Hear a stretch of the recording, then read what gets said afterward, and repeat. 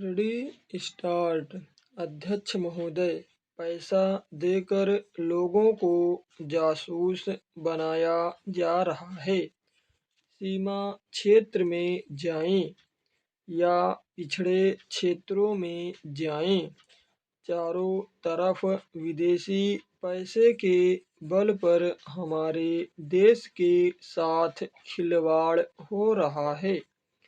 इतना ही नहीं, विश्वविद्यालयों में जाएं तो वहाँ भी यही खेल खेला जा रहा है।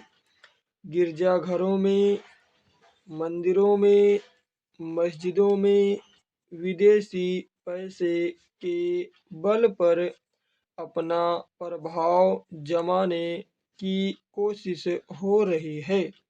यह समस्या किसी एक पार्टी की नहीं है, यह राष्ट्र की समस्या है। आज सदन में वित्त मंत्रालय की मांगों पर बहस हो रही है।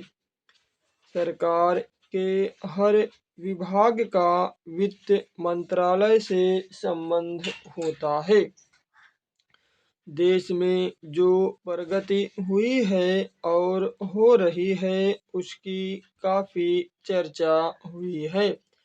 जो प्रगति हुई है वह चारों ओर दिखाई पड़ रही है।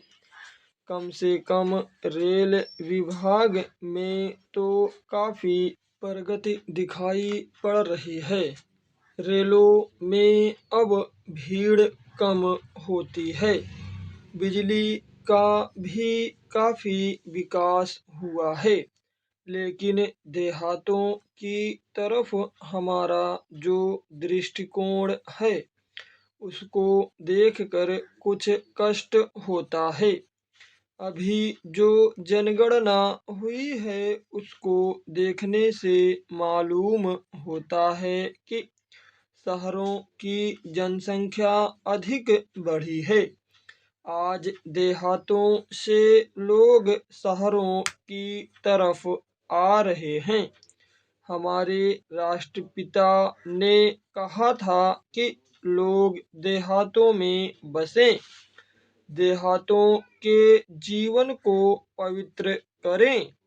लेकिन स्वराज्य के 55 वर्ष बीत जाने के बाद भी देहातों की तरफ न जाकर शहरों की तरफ लोग आते जा रहे हैं। इस प्रश्न पर हमको कुछ गंभीरता से विचार करना होगा।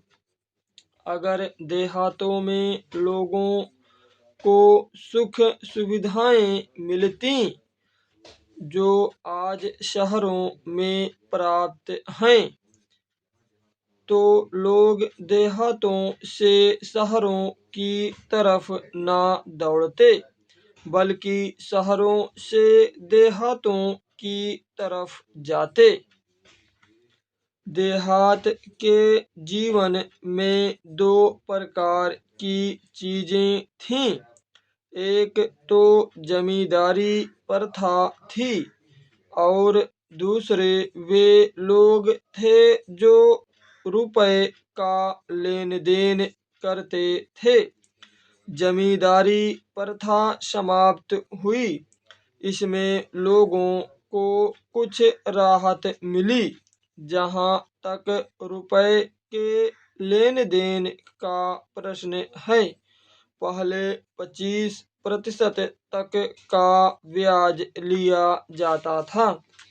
उसमें अब कुछ कमी अवश्य है, लेकिन कहीं कहीं तो अभी भी उतना ही ब्याज लिया जाता है, जिससे कर्जा लेने वाला उनके चंगुल से निकल नहीं पाता। सरकार भी अब उचित दर पर कर्जा देने लगी है। इस वजह से कहीं कहीं पर साहूकारों के ब्याज की दर में कमी आई है। स्टॉप।